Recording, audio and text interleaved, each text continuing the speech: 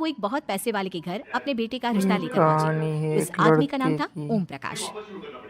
रिश्ते देखिए की किशोरी लाल बात जी, करने मेरी के एक ही लिए बेटी है पहुंचे। और मेरी सारी संपत्ति जायदाद सब कुछ मेरी बेटी नैना का ही है।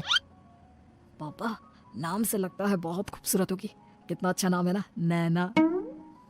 ओ, वैसे बात तो सही है आपकी। अब इतना पैसा है, जमीन जायदाद है, इकलौती बेटी, आप भी क्या करेंगे? सब कुछ उसे ही देंगे ना। बिल्कुल ठीक पहचाना आपने। बस बेटी की शादी और सारी जायदाद उसके नाम। पापा, बिना देखे हाँ कर दीजिए ना। इतना अच्छा रिश्ता फिर कहाँ मिलेगा? माला माल हो जाएंगे हम। मैं अपनी बेटी को बुलाता हूँ। अरे नहीं नहीं नहीं नहीं, आपकी बेटी का नाम नैना है, सुनकर ही लगता है बहुत सुंदर होगी। रहने दीजिए अंकल, मैं तो आपकी बेटी के नाम से इतना खुश हो गया हूँ कि उसे बिना देखे शादी करने को तैयार हूँ। अब तो मैं उसका चेहरा सीधे शादी के बाद ही देखूंगा। और इस तरह राघव नैना का चेहरा नहीं देखता और उससे शादी कर लेता है। शादी के बाद अपनी सुहाग रात पर जब राघव नैना का घूंघट उठाकर देखता है तो नैना की आंखें बंद थी। कितने खूबसूरत हो तुम नैना, जरा अपनी आंखें खोलकर मेरी तरफ देखो तो सही।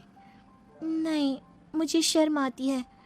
अरे, मैंने तुम्हें शादी से पहले भी नहीं देखा, और अब अगर तुम आंखें खोलकर मुझे देखोगी भी नहीं तो मुझे अच्छा कैसे लगेगा?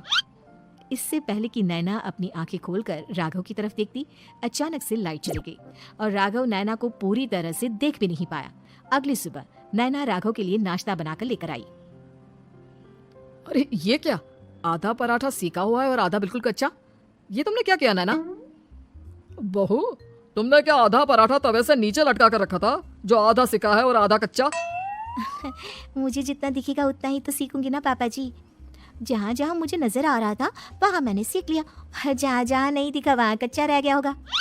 इसका क्या मतलब है? ये कैसा मजाक कर रही है तुम? अरे बहू, तुमने इतना लंबा घूंघट क्यों लगाया हुआ है? देखो, हमारे घर में बहुओं को बेटी की तरह रखा जाता है, और फिर तुम तो इतना सारा माल लेकर आई हो। देखो, ये घूंघट डालकर रखने की कोई जरूरत नहीं है। हाँ नैना, पापा जी ठीक कह रहे हैं, तुम तो आराम से रहो, अपना ही घर समझो। नैना अचानक से अपना घूंघट उठा लेती है। अरे ये क्या पापा, नैना की तो एक आंख फूटी हुई है। नाम से नैना, लेकिन ये तो कानी बहू निकली। मेरे साथ धोखा हुआ है, धोखा। बिना दिखाए अपनी कानी लड़की मेरे संग ब्याह दी। मुझे कानी बीवी नहीं चाहिए। मुझे अभी ओम प्रकाश जी से बात करनी पड़ेगी। आखिर उन्होंने मेरे साथ ऐसा किया क्यों? अरे, आप लोगों ने ही तो पापा से कहा था कि आप लोग शादी से पहले मुझे देखना नहीं चाहते। अब मेरे पापा पर क्यों इल्जाम लगा रहे हैं? अरे लेकिन उन्हें बताना तो चाहिए था ना कि तुम कानी हो, एक आंख से तुम्हें दिखाई नहीं देता। किशोरी लाल और राघव नाराज होकर ओम प्रकाश को अपने घर बुलाते हैं। पापा जी, ये आपने क्या किया? शादी से पहले बताया क्यों नहीं कि नैना की आंखों में परेशानी है? अरे आप ही ने तो लड़की देखने से मना कर दिया था। अरे लेकिन आप बता तो सकते थे। आपको तो हमारी बेटी की प्रॉपर्टी चाहिए थी, वो भी पूरी की पूरी। अब क्या हुआ अगर उसे आधा दिखाई देता है? प्रॉपर्टी तो आपको पूरी मिल गई ना। अरे ये क्या बात हुई? मेरी शादी प्रॉपर्टी से नहीं, आपकी बेटी से हुई है। अब ये तो पहले सोचना चाहिए था, तब तो मेरी प्रॉपर्टी देखकर तुम्हारी जुबान लप लपा रही थी। लेकिन मैं कानी लड़की को अपनी बीवी बनाकर नहीं रख सकता। पापा, कुछ करिए ना आप। हाँ, करता हूँ। देखिए ओम प्रकाश जी, आप हमारे साथ ऐसा नहीं कर सकते।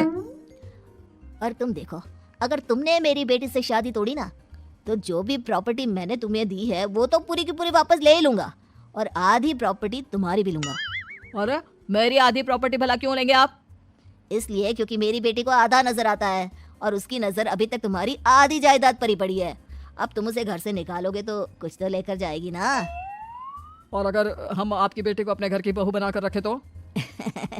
तो तुम्हारी पूरी प्रॉपर्टी तुम्हारी ही रहेगी, और जो मैंने तुम्हें दिया है ना, उसमें से बस मैं आधा लेकर जाऊंगा। अरे लेकिन अब आप अपनी दी हुई प्रॉपर्टी में से आधी वापस क्यों लेकर जाएंगे? अगर मैं आपकी बेटी को अपनी पत्नी बनाकर रखने को तैयार हूं तो? इसलिए ताकि भविष्य में अगर तुम मेरी बेटी को धोखा दो तो उसके पास कुछ तो रहे जो पति का हो। वैसे मेरे पास तो बहुत कुछ है, लेकिन अपने पति की कोई निशानी तो उसके पास होनी चाहिए ना। अब अगर तुमने मेरी बेटी को कानी कहा तो तुम्हें प्रॉपर्टी भी कानी ही मिलेगी, पूरी नहीं। जमाए राजा। किशोरी लाल और राघव समझ चुके थे कि वो बुरी तरह फंस चुके हैं और अब उनके पास वहां से निकलने का कोई चारा नहीं है। अब समझ में आया ना, लालच बुरी बला होती है। एक तो तुम्हें प्रॉपर्टी मिली, ऊपर से बीवी मिली, उसमें तुम्हें नखरे भी दिखाने हैं। आए बड़े, चुपचाप बैठो तुम। कुछ दिनों के बाद नैना राघव की कार लेकर बाजार घूमने निकलती है और जब कार लेकर वापस आती है, अरे ये क्या, एक तरफ से मेरी गाड़ी पूरी खराब हो चुकी है। लगता है तुमने मेरी गाड़ी को किसी दूसरी गाड़ी के साथ एक्सीडेंट किया है। अरे अरे कितना बड़ा नुकसान कर दिया तुमने बहू। वो क्या है ना पापा जी, मुझे एक आंख से दिखाई नहीं दे रहा था, सामने से गाड़ी आ रही थी। मुझे तो सिर्फ आधा ही दिखाई दिया और वो गाड़ी मेरी कार से रगड़ते हुए निकल गई। अब मैं क्या करूं बताओ? अब इसे ठीक कराने के पैसे कौन देगा, तुम्हारे पापा? तुमने मुझसे इस तरह से बात की? अभी रुको। नैना राघव की शिकायत ओम प्रकाश को कर देती है। देखो राघव, अब जो मेरी आधी प्रॉपर्टी तुम्हारे पास थी ना, उसमें से आधी और मैं लेकर जाऊंगा, क्योंकि तुमने मेरी बेटी को डांटा। अरे नहीं नहीं पापा जी, गलती हो गई, माफ कर दो। गलती की तो कोई गुंजाइश ही नहीं। अगली बार मेरी बेटी को डांटा तो बची हुई आधी में से आधी और ले जाऊंगा। लालच के चक्कर में हम दोनों ने बहुत बड़ी गलती कर दी बेटा। एक तो तुम्हें कानी बहू मिली और ऊपर से जो माल मिला वो भी काना। इस तरह राघव की हर एक गलती पर ओम प्रकाश उसकी प्रॉपर्टी का आधा आधा हिस्सा लेकर अपना सारा माल वापस ले गया और राघव को कानी बीवी से काम चलाना पड़ा। भाई लालच वाकई में बुरी बला है।